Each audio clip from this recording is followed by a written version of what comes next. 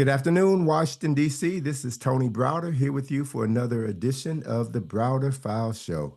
I'm happy to be here, happy to have you there listening in, and I trust you'll be pleased and satisfied with today's program.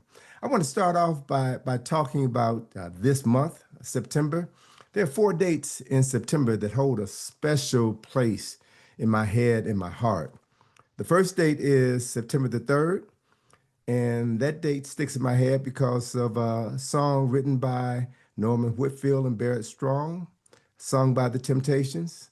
And the lead singer, Dennis Edwards, started off with, it was the 3rd of September, because that was the day that Dennis's daddy died. Dennis was the lead singer of the Temptations, and that song was written in 1972. I related to that song because, the song was called Papa Was a Rolling Stone, and I related to that song because my father was a Rolling Stone. Never got a chance to meet him, didn't learn anything about him until just 2 years ago when I was 71 years old. I can say that I'm grateful that I did have a chance to meet my dad, but I also know that growing up without knowing my father has left an indelible impression on my head and my heart. So anytime I hear that song, it reminds me of what it was like growing up as a young man, particularly a young Black man in Chicago, without a father to guide me. The second date, September, that also resonates with me is the date of September the 11th. Now, I relate to that date for a different reason than most Americans, because September the 11th was the date that my grandmother died. My mother was 16 when I was born, so I grew up in her parents' household. I grew up living with my mother's 2 older siblings and 4 younger siblings. And my grandmother was my mother for the first 5 years of my life. I mean, she helped raise me. She was my spiritual rock and is my heart and my soul. And when I left Chicago in 1971 to come to Washington, D.C. to attend Howard University, I would return to Chicago 2, maybe 3 times a year. And the first thing I would do would be to go visit my grandmother. And she's had rheumatoid arthritis as long as I could remember. And every time I came home from 71 onward, I could see her body being ravaged by rheumatoid arthritis. She started walking with a cane, and then a couple of years later, she's walking with a walker part-time, and then she's walking with the walker all the time, and then she's using a wheelchair part-time, and then using a wheelchair permanently, and then she was unable to walk. And as she got older, she was eventually put in a nursing home, and I would go by and see her regularly whenever I came home. And ultimately, she developed Alzheimer's. And I can tell you, my heart was broken the day I came in to visit my grandmother, and she didn't even know who I was. I mean, I can't tell you how that broke my heart. I mean, I'm the firstborn grandchild. I'm her heart. She's my heart, and she doesn't even recognize me. So it was on September the 11th, 1989, that I came home and my mom told me that her mom, my grandmother, had passed. And I remember sitting down on the steps and feeling a profound sense of relief. Now, that may sound strange to the average person, but I knew that the person that I would go to visit in that nursing home, the person who was confined to their bed, ravaged by arthritis and Alzheimer's, was not the person that I knew. And that I felt for her, death was freedom. And because of the fact my grandmother was a very religious person, I knew that death would allow her to go to the other side and be with those that she loved, to see her parents, to see her husband, to see other family members that she loved dearly as well. So it was that particular occasion that allowed me to see the other side of death and not see it as something that's always to be sad about or to avoid. I saw that death can be a welcome relief. The third date in September that resonates with me is September 21st. And for those of you all who know me, I love that date because it refers to one of the biggest hits by Earth, Wind, and Fire, where everyone was asked to remember the 21st night of September. That song, September, was one of their biggest hits. And Earth, Wind, and Fire in 1977 was responsible for helping to cultivate my interest in ancient Egyptian history and culture. Every single Earth, Wind, and Fire album from 1977 on featured some Egyptian element on the cover. Their music, their lyrics had Egyptian themes. They referenced particular aspects of Egyptian history and culture.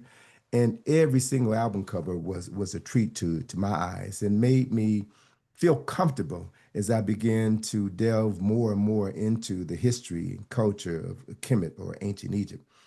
September the 21st is also important because it's the birthday of the ASA Restoration Project. I established the ASA Restoration Project on September the 21st, 2008.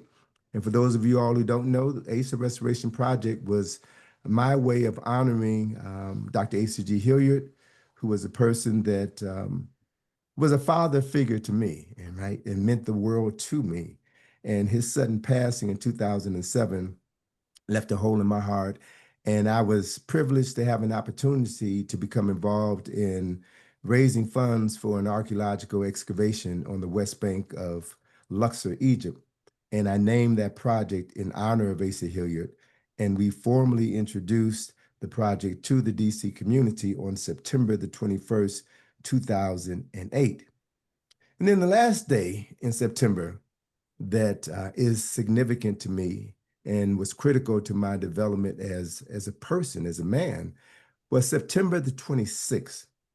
September the 26th was the day that I met Charles Finch, who, along with Asa Hilliard and Ivan Van Sertima, were conveners of the Nile Valley Conference, which was a 4-day event that was held on the campus of Morehouse College in the King Chapel.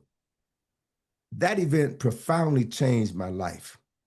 That conference, the Nile Valley Conference, featured a gathering of 14 scholars who met between the 26th of September and the 30th of September in 1984 to discuss the African origins of Nile Valley civilization. Some of the scholars who affected me so profoundly were Naeem Akbar, LeGrand Clegg, Richard King, Runoko Rashidi, Charles Kofer, Bruce Williams, and of course, Asa Hilliard, Ivan Van Sertima, and Charles Finch. Now, I mentioned at the end of last week's show that Charles Finch was to be my guest today. And unfortunately, I received a phone call this morning from Charles's wife, Ellen, who also was to be a guest on today's show. And Ellen informed me that Dr. Finch was under the weather. And so he wisely consented to take his advice, and also the wife of a Jewish carpenter from Nazareth who said in Luke 4:23, physician, heal thyself. So Dr. Finch stayed at home, stayed in bed, and is nursing himself to health. I just spoke with him about a half an hour ago, and he apologized for not being able to come on, but we made arrangements for Dr. Finch and his wife, Ellen, to be guests on our show 3 weeks from today on October the 1st. So you can look for Dr. Finch to join us 3 weeks from now. And so with the cancellation of Dr. Finch and his wife, Ellen, for today's show, I was left with a quandary. And I was scratching my head wondering what I was going to do about today's show. Would I ask Khalil, our engineer, to run a rebroadcast of an earlier show, or would I maybe take calls, or would I just use this hour discussing, current events? And there's a lot to talk about. We could talk about some of the depressing news that's happening in Washington, D.C. with the 30-day takeover of the police force by the FBI, the ICE, and other federal troops that are here patrolling the streets of Washington, D.C. There's problems plaguing this country and threats of other cities being taken over by the current commander in chief. My hometown, Chicago, is in the spotlight. There's also so much war and sadness going on around the world. But so I decided that I was going to spare you and I was going to spare myself from all of this grief, all of this sad news that is really designed to stress us out and to make us uncomfortable and move us into spaces where we find it very difficult to settle ourselves and think clearly. So I wanted to discuss something uplifting and informative on today's show. And as I thought about how I prepared for Dr. Finch and the structure for today's show, um, I looked at the topics that I was going to discuss. I was going to talk about ancient Egypt with someone who was well versed on the subject. I was going to talk to someone who had traveled to Egypt and who had written on the history of ancient Egypt. So, my substitute guest, my filling guest, is someone who I can say checks all three of those boxes. He has studied Medu netcher or hieroglyphics with Raketi Amen, who is a brilliant scholar in her own right. He has excavated tombs with me in Egypt, and we traveled together with Sudan with Runoko Rashidi in 2016. And he is soon to become a published author and has a book coming out on the indigenous Black rulers of ancient Egypt. So, my guest today is my dear friend Amoye Neblett, who is a retired educator from the Bronx. He has a degree in political science and African history from York College of the City University of New York. And he's also one heck of a jazz saxophonist who has performed in numerous venues throughout New York City. So, Brother Moye, welcome to the Browder File Show. Brother, how are you? I'm great, Brother Tony, Brother Karak, and thanks for having me on. A couple of things just shot through my mind. Well, first of all, I'm from Brooklyn, the Republic of Brooklyn. Okay, the Republic, you and Spike Lee, huh? Yeah, from the Republic of Brooklyn. I worked in the Bronx on my last job as a administrator in the schools. Um, but yeah, I'm from Brooklyn, and I'm, when your audience, I've thought about when you asked me to come in. I thought your audience would say the same thing that started out the Temptation song. The day is the 10th of September, a day I always remember that was the day that Dr. Fitch did show up and we had Amoye. So I hope that I can fill in for Dr. Finch. He's a great scholar, a person I admire. Matter of fact, I think people underestimate the brilliance of Dr. Finch and his contributions to our culture and history. And I hope he gets better soon, and I'm looking forward to seeing him on your show. Okay, well, I've had Finch on before, or should I say, I've interviewed him before when I was substituting for Nkechi Taifa. She had a show in this time slot last year, and I took over the space for her and interviewed Finch. Actually, it was about a year ago that I interviewed Finch because we were celebrating the 16th anniversary of the Asa Restoration Project, and Dr. Finch was one of our speaker guests for a 2-day affair we had celebrating 16 years of excavation. So Charlie will be on in 3 weeks, and I certainly look forward to talking with him. He's got a new book out, which I'm excited about. And you're absolutely right. Finch is a brilliant scholar. He is a medical physician who developed an interest in Egyptian history while he was at college at Yale when he read Gerald Massey's publication, Ancient Egypt, Light of the World. And I've yet to get through that book, but Finch consumed that book when he was a young college student, and that's what put him on his path to begin studying Egyptian history. And then he met Ivan Van Sertima, who invited him to write publications for the Journal of African Civilizations, and that pretty much cemented their relationship. And it was quite fortuitous that Finch and Van Sertima joined forces with Asa Hilliard and the staff at Morehouse College to organize the Nile Valley Conference. And I tell you, Amoye, I can share this with you because, you and I are cut from the same cloth. Even though we don't have formal training in Egyptology, we were smitten with the history, we've traveled there, and we understand it better than most people. And we found ourselves offended at how the history of Kemet or ancient Egypt has been misrepresented as a non-African culture and civilization. How did that strike you when you first began your studies of this history? Well, first of all, like many people, I was at an early age. I found out that the indigenous people of ancient Egypt were, the indigenous Africans there, and they started that civilization. And all of the up until that point, everything that I learned about Egypt was that Caucasians were ruled, and that was their civilization. Although that never sat right with me, but I didn't have the information to figure that all out. But I came up in a era where there was a lot of Pan Africanism going on, and people were talking about educating their own children and having control of our schools. And I was very fortunate to be involved with an organization called the East. And they started a school called the Hurasasa Shule. I And remember when I that. was 15 years old, I attended that school. Um, I attended in the evenings. I went to a regular high public school, and then after that, I would go over to the East. And I learned one of the things that I really loved about that place is that it taught me to see the world through African eyes. Mhm. Uh, I was immersed in the culture of the continent, languages, the music, the spiritual traditions, and the history. And it was then that I really found out a lot about the history of ancient Kemet, and I had a desire to always go there and find out for myself what that story was about.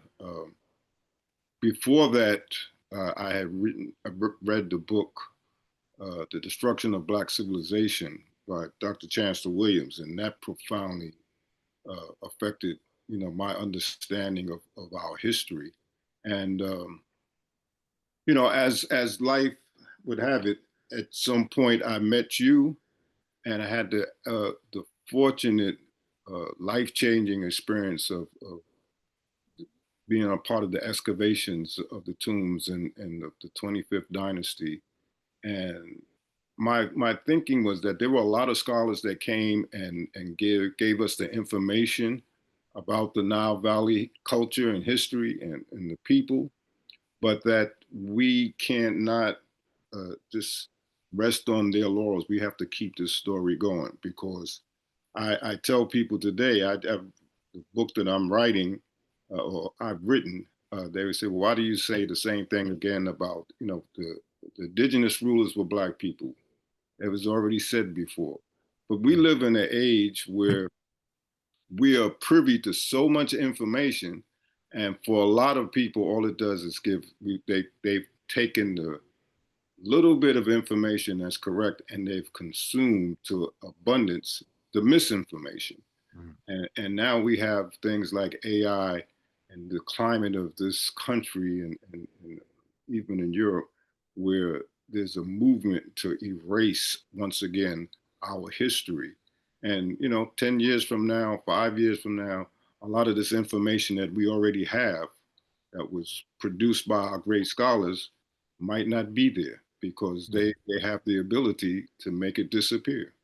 They absolutely. control the media, they control the publications, they control the information. And they control the school system, which determines Right. what young people will learn at an early age. So, right, we are living in some very perilous times, and I'm really appreciative of the fact that you, as an educator, saw fit to produce a body of work that will at least provide information to those who are willing to read and learn.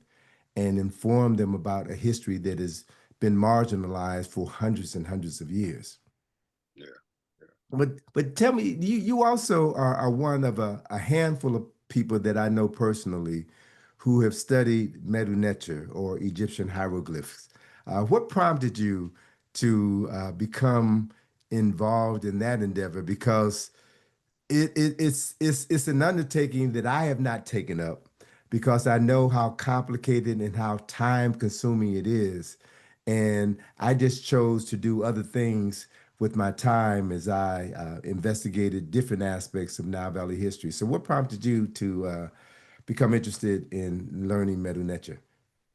This is a funny story. I haven't said this to too many people, but I was a kid, very young. I was still in elementary school, and I remember seeing a book. I don't know the name of the book or what it was really about, but it was a book about ancient Egypt, and they had, I don't know if it was a temple or a tomb, but I just saw this wall with all of this writing on the, Mm, and I was fascinated by it. And one of the things that hit me in my gut was that because I was a young child and I was just fantasizing, and I was saying, I felt like somewhere in another life, I saw this stuff before and I knew what it meant. And yeah. that stuck with me. I always wanted to learn what was those symbols, what were the words, what were they saying? And I had the fortune of seeing two people. I was watching a video and it had Mario Beatty on it, Hmm. and Mario Beatty was just reading Metal Nature like we would read English, and I was amazed. I didn't know people can do that. I was amazed about that. And then I had the fortune of meeting a person that I love dearly, Dr. Riketi Amen, and she just opened up a whole new world for me, uh, understanding the language of ancient Kemet and the history and the culture.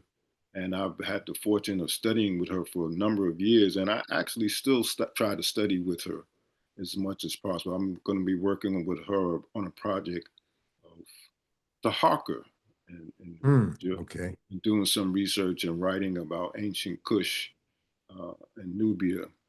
But yeah, that was and it is a hard, it's a serious language. It really taxes your discipline and ability to learn, but it's very rewarding.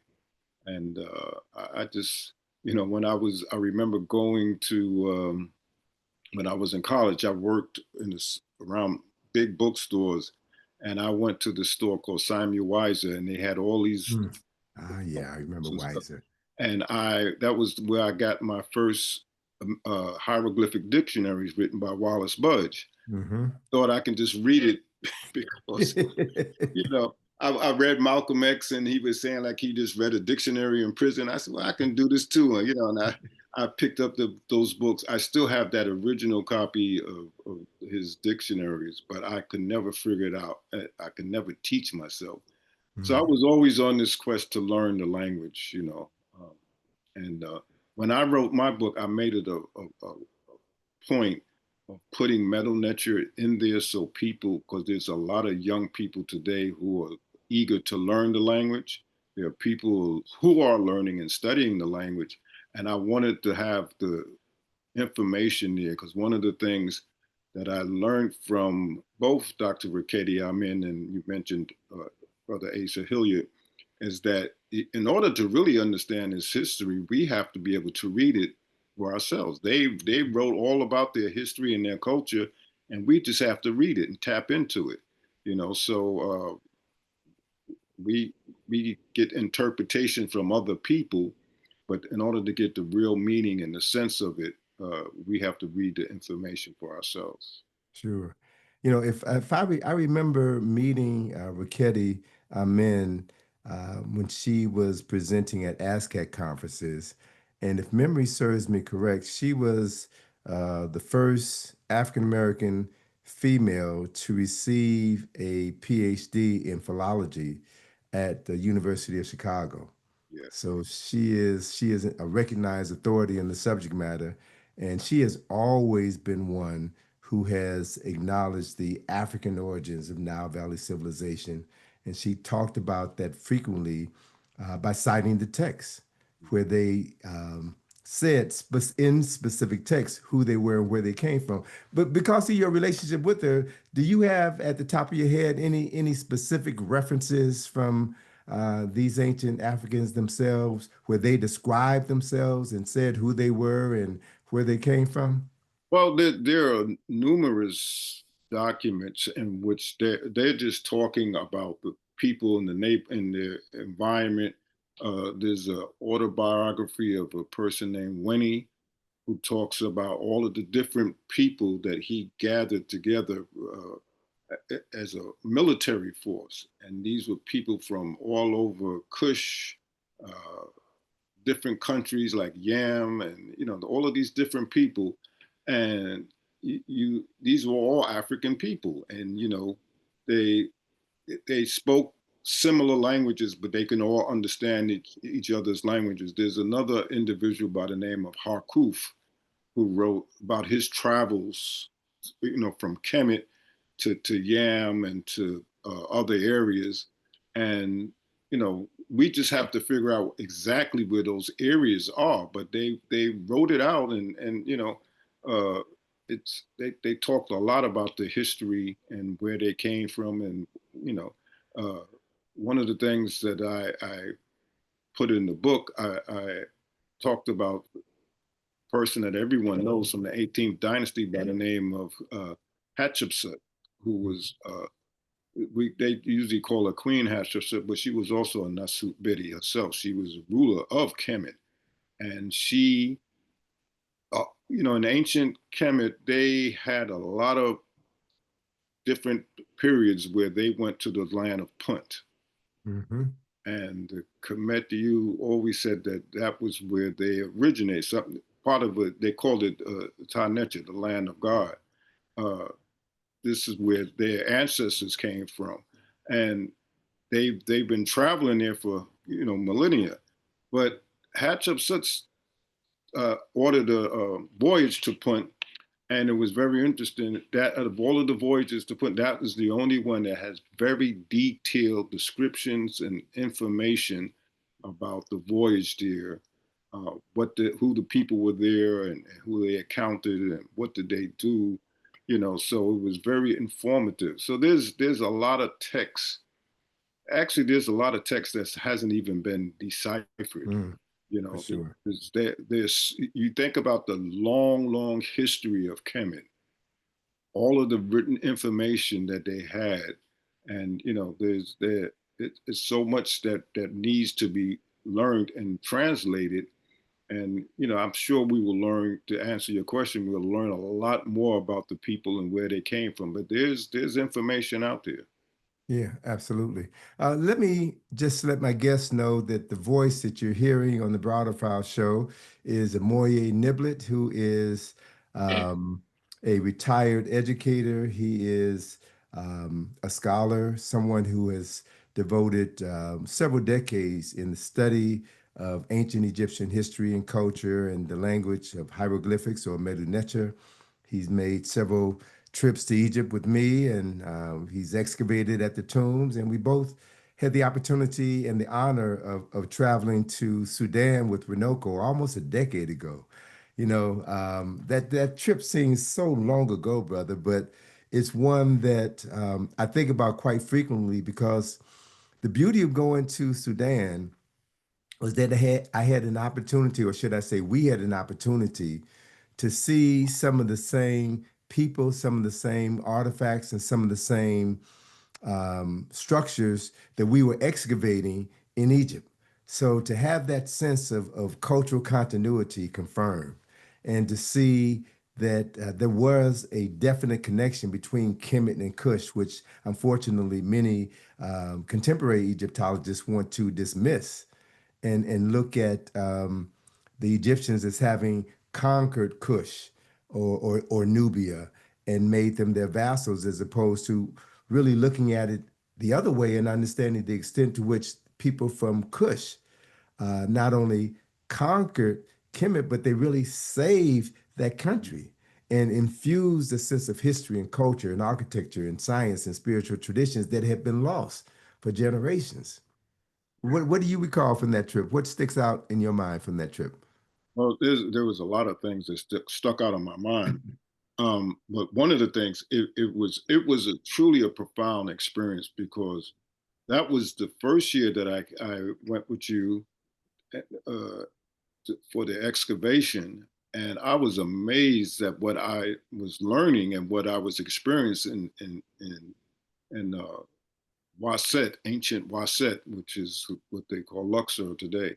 But then to go from there to Sudan and see the remains of ancient Kush and the continuity of the culture and everything, it was really mind blowing. And I I'll never forget it. It just changed. It changed my life, and it made me uh, forced me to do things that I had been thinking about for a long time.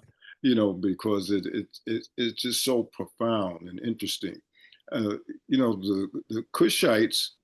If you look at the history of the Nile Valley, the people they they were a riverine people. They followed the flow of the river. So they came from the south. The Mm-hmm. river came from. The Mm-hmm. Nile is the only river that flows from south to north. And they moved with the flow of the river. And so their beginnings were in the southern part of Egypt and the part of Sudan, which we call Kush or Nubia. So there's a lot there that I want to go back and revisit and study. You know, um, one of the things people don't understand about that particular era, they call it the 25th dynasty.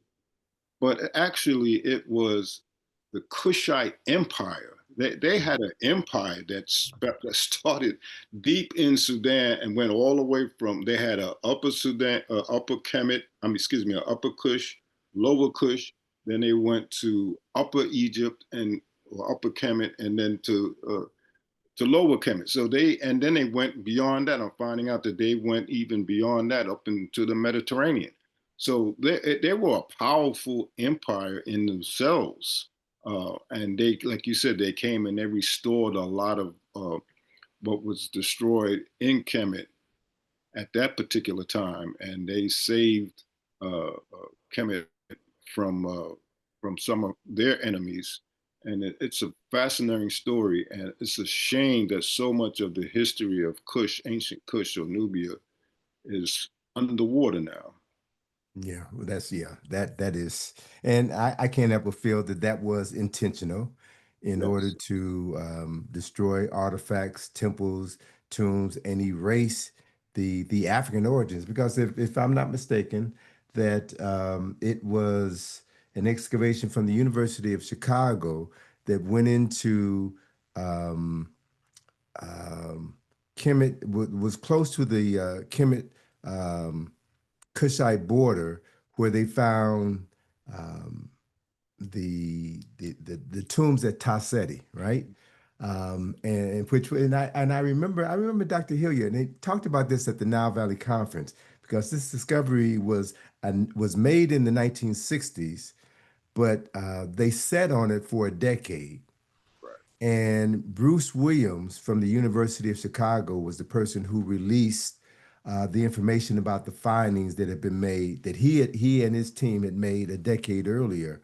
And so to have an opportunity to see Bruce Williams talk about Taseti, talk about the Kustal incense burner, talk about the precursor of Medu netcher, symbols of divine rulership, symbols of the palace facade that existed in northern Kush before the first dynasty of Egypt. And to see, again, this is another reason why I was so taken by the Nile Valley Conference because it wasn't just black scholars or so-called Afrocentric scholars presenting this information. Bruce Williams is white. Bernice Lumpkin was there, a mathematician, and George Papadopoulos was another scholar, and they talked about freely and openly talked about the African contributions to Nile Valley culture and civilization. And, it really impressed upon me the extent to which people have been trying to erase this information well, not trying to, they have to a large extent erased much of this information. So the work that you're doing and Dr. Finch and Hilliard and Van Sertima and others, and as I look at that image of you, behind you is Dr. Ben. So Dr. Ben was responsible for introducing many of us to Nile Valley history and culture. So we're still fighting a war to make sure that these people aren't forgotten. I want to ask you about the subtitle of your book. Well, actually, I want you to explain your book. The title is Nsw.t Biti, The Spirit of Our Ancestors. And then there's another segment of the book in which you talk about the Black Kings of Egypt. What do those three uh, titles or three descriptors have to do with the content of your book? Okay, so the title is the Insubbiddy, uh, Spirit of Our Ancestors, the Indigenous Black Rulers of Ancient Egypt. So Okay. the term Insubbiddy is the name that was given to the ruler of Kemet. The Greeks came in and they corrupted a word that meant described the palace where these people lived. And that word eventually became Pharaoh. But they didn't call themselves Pharaoh. They were the Insubbiddy. And it's the symbols that mark their name as part of their titulary. The Insubbiddy was an image of the sedge and the bee. The sedge was the plant where the papyrus comes from that was in the south, and the Biti was the symbol of the bee of the north. And so that was the title of the ruler, the Insubbiddy, right? The And spirit that of title implies someone who was the ruler of the North and the South, and who united the two lands of Upper and Lower Kemet, correct? Nama was the first to unite this huge area of Upper and Lower Kemet. He put them together under a central organized government, and so the title became Nsw.t Biti. Uh, so the spirit of our ancestors speaks to the fact that these were indigenous African people. And I remember, I think it was in the 70s, uh, we started hearing more and more about the ancient kings and queens of Africa. I remember Budweiser had this thing with all these ancient kings and queens, and but all we heard was that they were kings, and we have very few names of people or what were they the kings of and queens of, Mm, and the thing about ancestor veneration is you got to remember the names of the ancestors. You got to speak their names. absolutely. In the book, what I try to do is outline some specific ancestors that we want to raise up. I wanted to raise up their names, and I put in the book 10 different short biographies, five men and five women, um, who were all rulers of Kemet at one time. Uh, Hmm. and so that's the premise of the book. And then I also talk about some of the arguments and the proof that scholars like Nsw.t Diop uh, used to prove that these were indigenous rulers from Africa. They weren't people from Europe or the Mediterranean or from outer space or any place else. They were indigenous African people. Hmm. And you mentioned the Budweiser Great Kings and Queens of Africa posters. I remember the posters came out. There was a whole series of posters that came out over a period of almost a decade. I think there were probably 25 or 30 posters that were part of the series. And when I had a chance to hear Dr. Clark in a lecture, I found out that he was the person who Budweiser had hired to write the brief commentary of that great king or queen of Africa. Budweiser also hired very well-known African and African American artists to do the portraits of these royal persons. And I had there were a couple of professors of mine from Howard in the School of Fine Arts who had done the artwork. But I remember when folk were questioning Clark and asking him why he was writing, why he was working with Budweiser and working on this project. Dr. Clark said, you know, well, black folk drink beer too. And while they're in the bars getting their drink on, drinking Budweiser, whatever, they'll see the posters in the bar and they can learn something about our history. I always appreciated that aspect of Dr. Clark's teachings. He went to where the people were and he talked to them in their own language and lifted them up, renewed their faith in African people by telling them who they were and what their ancestors have done. So, you know, the sub-theme of your book, The Spirit of Our Ancestors, is right in alignment with the mission of Dr. Clark and Dr. Ben and so many of our other scholars who are now ancestors. And we have an obligation and a responsibility to keep their spirits alive. Yeah, that's true. And that those posters, they were very short, very simple, but it had me thinking about, well, this was the first time I was able to associate some names with the Mm, kings and queens. We came from kings and queens, but who were they? Where did they mhm. rule? You know, and this gave us some, you know, a few of them anyway, gave us the names, the times that they ruled, the countries that they ruled. We owe a lot of that, as you say, to Dr. Clark.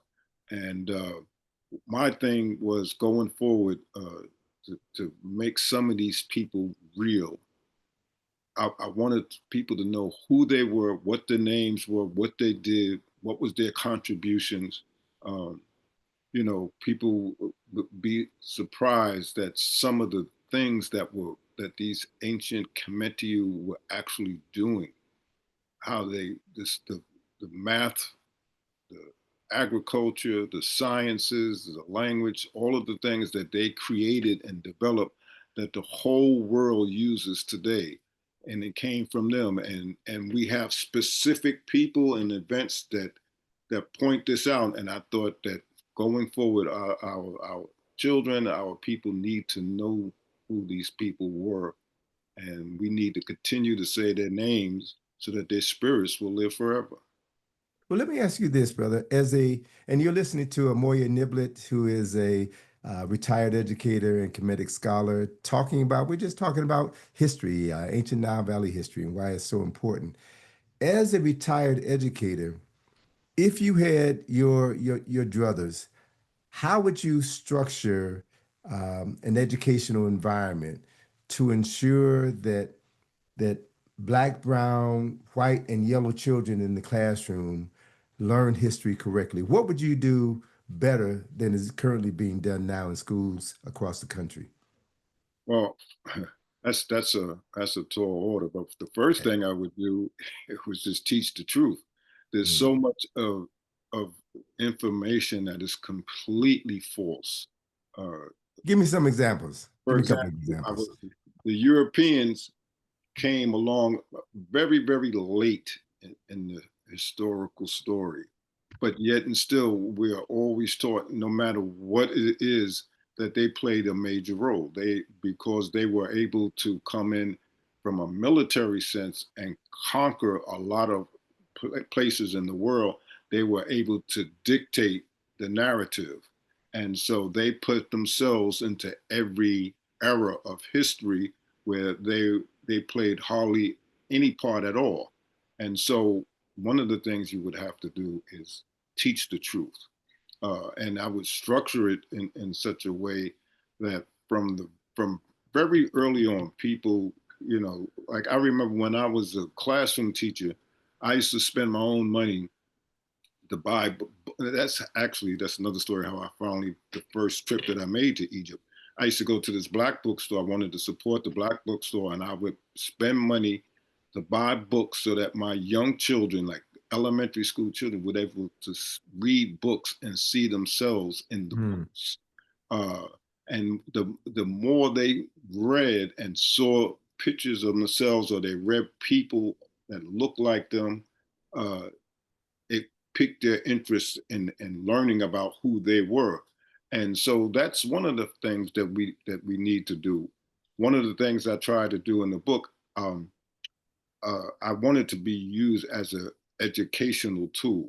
So after each chapter, I put in a glossary after each chapter of words from ancient Kemet, metal netcher words, definitions, places, people's names, and then use that as a teacher. I want that to be like as a teaching tool so that you just don't teach the history in a vacuum. You know, you can be specific, teach people about places, names, times. You know, one of the things that was very important for me understanding about Kemet is Dr.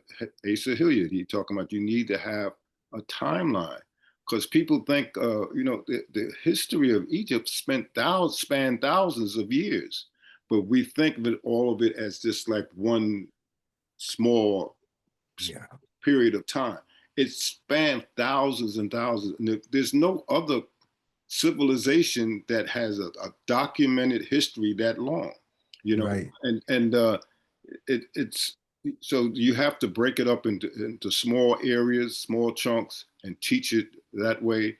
And we have to be true to, it was a predominantly Black society, but there were other people that came in because Kemet was sort of like the United States is today. Everybody wanted to go there.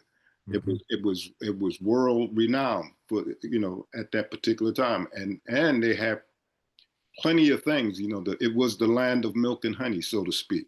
Mm-hmm. The Nile produced a plenty food and crops over. They had some lean years, but for the most part, they were able to feed that whole nation and other people. And they traded with all of the other countries around. So everybody flocked to Kemet to get information. Eventually, the Greeks and the Romans came, and they learned, you know, and so this is thousands of years later, and they took, today modern people are only looking at Kemet from the period of the Greeks and the Romans, and creating, attributing all of the information and all of the wonderful things that they did to these people. When Mm-hmm. these people came in there begging to learn this information from these indigenous Africans. Yeah, exactly. So, if we look at the history of Kemet, which spanned approximately 3,000 years, the Greeks and the Romans came in at the very end and made no real innovations. They copied what had been created thousands of years earlier and then claimed the entire history as their own. I had the privilege of reading the manuscript of your book, and there's 2 points I want you to share with our listeners before we wrap up this discussion. And we're having a discussion with Amoye Neblett. We were to have Dr. Finch, but he's under the weather, and so my colleague, Brother Nibblet, was able to come on and allowed us to have a discussion about African history at these times where our history is in the process of being erased again.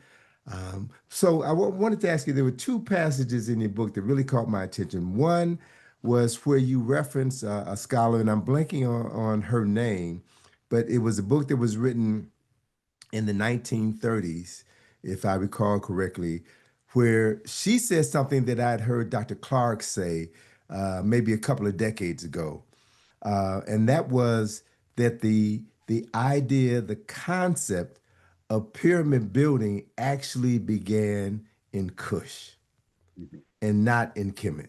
Right. We do know that there's more pyramids in Kush than there are in Kemet. There are hundreds of pyramids in Kush, and they're of a different architectural style. But that was a piece of information that I had not seen in a publication before. Tell our listeners about that. Yeah, I believe the lady was the name of Lady Lugard. Right. She was a journalist. She she worked from out of from with the British. Uh, she was actually being credited, given the country Nigeria, name Nigeria. Mm-hmm. But she, in her travels and her writing, she was able to pick up some information, and she was saying that from the earliest times, you know, talking about the Europeans, the information that they got from the earliest times, that everything in the beginning of history started in Africa, and it was by Black people. And then she mentioned that these, the pyramids that are so marvelous in Egypt had the beginning in Kush. She said you can look at the styles of the pyramids in Kush and understood that they came from there. And this is proven, like you were saying about Bruce Williams and the discoveries that were made in Kerma and other parts of Sudan, where the Custil instant burner was found, naphtha plier, all of this stuff pointed to the civilization starting further south Mm-hmm. and moving up. And they might. When they found the enormous palette, he already had the white crown Mm-hmm. from Which the south, originated in the in the South. south. Yes. And Mm-hmm. he came up, and then he incorporated the white crown with the red crown of the north. So everything came, like I said it from the beginning. They moved with the flow of the river, the Nile, the Happy River. They came from the south and they moved up north, and Kush, and which with it was depending on what part of time of history, it was called Ethiopia. It was called a lot of different names, but this was the beginning. They say that I don't know if it was Dr. Ben or Dr. Clark who said that Egypt was the grandchild of Ethiopia. Yeah, Chancellor Williams As referred to Egypt as Ethiopia's oldest daughter. the oldest daughter. Yeah, Mm-hmm. Yes. so everything came from the south, and including the designs of the pyramids. And on another note, that's a structure that you can find all over Africa. Yeah. All over Africa, that pyramid style structure is all over Africa. Yeah, I was just looking at a video someone sent me today of Igbo land, and there are numerous pyramids in Igbo in Nigeria. So there's so much of our history that hasn't been shared with the general public. One more question I want to ask you about your forthcoming publication in the 3 minutes that we have left on the show. You also reference a DNA analysis of King Tut's mummy and some interesting findings by, I think it was a German team that came up with some interesting findings about Tut's DNA. You want to share that with the listeners? Yeah. So the I think it was Hawass, Sahi Hawass's team had did some experiments on the mummy of King Tut, and they concluded that he died of malaria. Right. Mhm. Malaria was something that was very prevalent in Kemet and as other parts of Africa even till today. Uh, Malaria. These first it was an Italian group that did some studies, and then it was a German group. What they found is that I recently talked to a brother. I don't know what part of West Africa he's from, but he said to me that he had malaria maybe about 50 times. Mhm. Which comes to the point of their research is that when people in that area get malaria, they build up a resistance to it.